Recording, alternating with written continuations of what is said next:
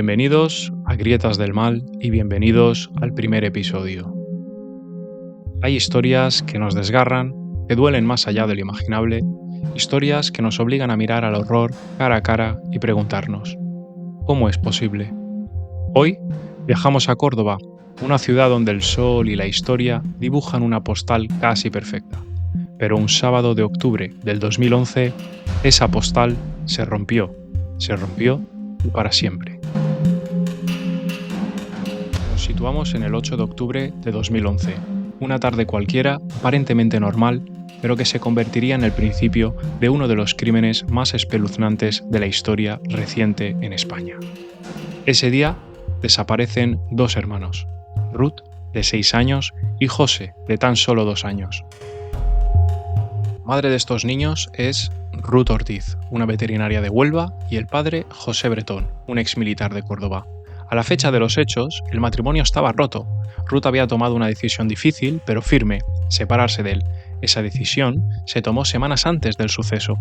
Los niños, durante la semana, se quedaban con la madre en Huelva y ese fin de semana, que prometía ser uno más, y terminó siendo el último, les tocaba estar con el padre.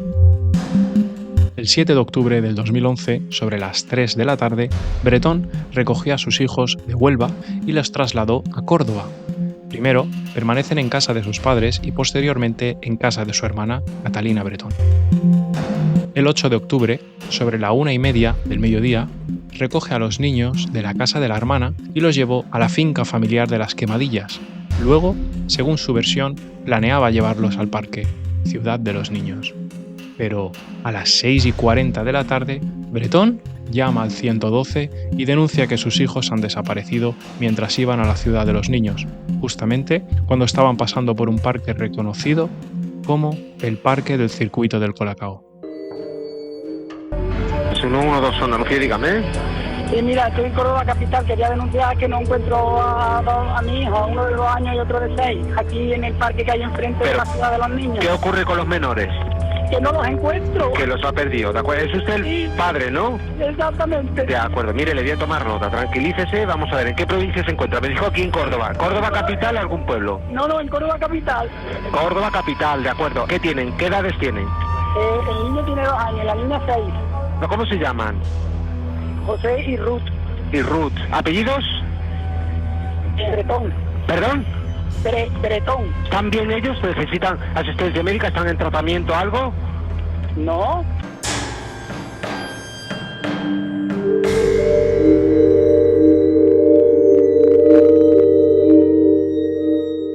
Inmediatamente se despliega un dispositivo de búsqueda, patrullas, vecinos, helicópteros, medios. Córdoba entera se moviliza. Y en medio de todo nos encontramos con José Bretón, un padre que parece dolido, preocupado y que por el momento era la única fuente de información, ya que fue el último en ver a los niños. El primer lugar que la policía decide visitar es la finca, y allí encontraron algo que les llama la atención, una hoguera humeante. Y claro, Bretón les explica que horas antes había quemado recuerdos que tenía con su exmujer. Pero hay algo más. Las cámaras de seguridad no registran a los niños en el parque, solo a él. Aquí es donde empiezan a surgir las dudas y la policía empieza a sospechar de él. Mientras tanto, la familia de Ruth Ortiz comenzó a enterarse de lo ocurrido. El hermano de Ruth llama a su madre, la abuela de los niños, y le dice con preocupación: José ha puesto una denuncia y los niños han desaparecido. Ruth, en este mismo instante, manifiesta que sospechaba de que el exmarido, José Bretón, les haya hecho algo a los niños. Y no es solo una corazonada, es miedo a lo que sabía de él. Al día siguiente, Ruth presenta una denuncia formal contra el exmarido. Por malos tratos psicológicos, relata años de insultos, humillaciones y presión constante. Además, habla de un hombre controlador, narcisista, violento, con conductas obsesivas y capaz de todo. Ruth declara también que el día del suceso Bretón le llamó sobre las 2:10 sin lograr comunicarse con ella. Las sospechas de Ruth eran ciertas. José Bretón no era solo un exmarido, despechado por haber sido dejado, sino es que era un hombre lleno de rencor, un hombre obsesionado y dispuesto a todo con tal de causar el mayor daño posible a su exmujer. Desde el inicio, Ruth supo que algo iba mal. Desde el primer momento dijo, ha sido él. Y no hablaba desde la intuición, hablaba desde el terror, desde años de manipulación, de control, de miedo, que además estaba disfrazado de rutina. El juez no tardó en tomar una decisión. Bretón fue enviado a prisión provisional sin fianza, era el único sospechoso y todo apuntaba a él. Pero él seguía negándolo todo desde la cárcel. Pedía a las autoridades que no dejaran de buscar a sus hijos como si aún creyeran que estaban perdidos, como si no supiera exactamente lo que había hecho con ellos. Mientras Bretón esperaba tras las rejas, la investigación seguía su curso hasta que algo cambió el caso por completo. La policía había encontrado restos calcinados en la finca de las Quemadillas, donde Bretón había estado horas antes de denunciar la desaparición. Entre esos restos habían fragmentos óseos, pero la antropóloga forense Josefina Lamas concluyó que pertenecían a pequeños animales. Esa afirmación desvió la investigación durante casi un año, pero un investigador del caso no estaba del todo convencido, algo no le cuadraba, así que decidió compartir el tema con don Paco Echevarría, uno de los antropólogos forenses más reconocidos de España. Paco le pidió ver fotos de los huesos y cuando las tuvo en sus manos, apenas necesitó unos segundos para decirlo. Estos huesos no son de animales, son de humanos y son de niños. El giro era total. Paco se puso en contacto con el abogado de Ruth, el abogado conectó a Paco con la madre y juntos decidieron actuar. Solicitaron acceso oficial a los restos para realizar un nuevo informe y esta vez no había lugar a errores. El resto pertenecían a dos niños de aproximadamente 2 y 6 años, los mismos que todos estaban buscando, los que irónicamente llevaban meses en una caja dentro de la misma oficina policial. Ahora, que la verdad salía a la luz, solo quedaba una pregunta. ¿Qué pasó realmente ese 8 de octubre? ¿Cómo se ejecutó un crimen tan atroz, sin que nadie lo notara a tiempo? Todo comenzó cuando Ruth decide acabar con el matrimonio y ese rechazo desestabiliza el ya frágil equilibrio mental de José Bretón. Y entonces comenzó su plan, fríamente y meticulosamente. Simuló tener depresión, acudió a un psiquiatra, consiguió recetas de tranquilizantes, en este caso fue Orfidal y Motivan, una mezcla letal para 2 niños pequeños.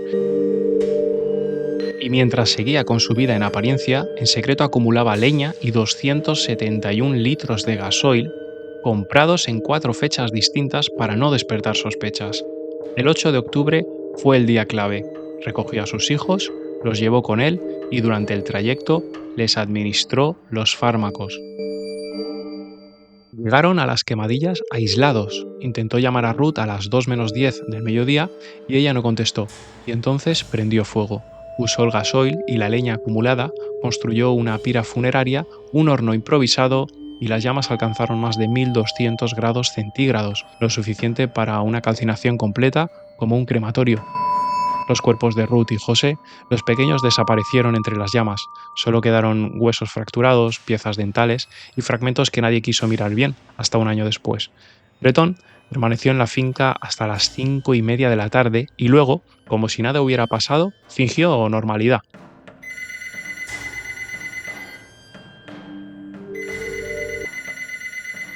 Llamó a su hermana, le dijo que estaba cerca del parque de los niños, creó su coartada y luego la llamada al 112. Después de esta llamada, se hizo de todo para encontrarlos, pero los niños ya no estaban, porque nunca se habían perdido, porque su padre los había destruido. El 17 de junio de 2013, casi 2 años después del crimen, comenzó el juicio en la Audiencia Provincial de Córdoba y José Bretón fue condenado a 40 años de prisión. 20 por cada asesinato, pero la ley española fija el máximo cumplimiento en 25 años. Algo que hay que recalcar es que hasta el día de hoy Bretón no confesó lo que hizo a la policía, ni se arrepintió y ni siquiera pidió perdón. Hoy, Bretón sigue en prisión, pero no por mucho tiempo. En cualquier momento podría recibir su primer permiso penitenciario, volver a caminar por las calles de Córdoba, como si nada, como si fuera un hombre más. Y José Bretón era un hombre obsesionado con el control, con el ego herido, con la venganza como único lenguaje. Y su único objetivo fue quitarle a Ruth lo que más amaba, sus hijos, borrarlos del mundo. Esto no fue solo un asesinato, fue una ejecución planificada, meticulosa, atroz, un castigo frío. Y quizás lo más inquietante es esto, que la verdad siempre estuvo ahí, pero durante meses. El sistema no pudo verla. Hoy revivimos el caso Bretón no solo para recordar, sino para que no se vuelva a repetir. Porque la violencia no siempre grita, a veces se disfraza de padre ejemplar, de hombre correcto, de silencio, y porque cuando una mujer dice tengo miedo, el sistema debe escuchar. A ti que escuchas, si alguien te controla, te amenaza, te manipula, aunque no te toque, eso también es violencia, y eso también puede matar. Habla, pide ayuda, no estás sola, no estás solo, hay salida y sobre todo hay verdad. Grietas del mal, donde recordamos que el mal no siempre ruge, a veces arde en silencio. Muchas gracias.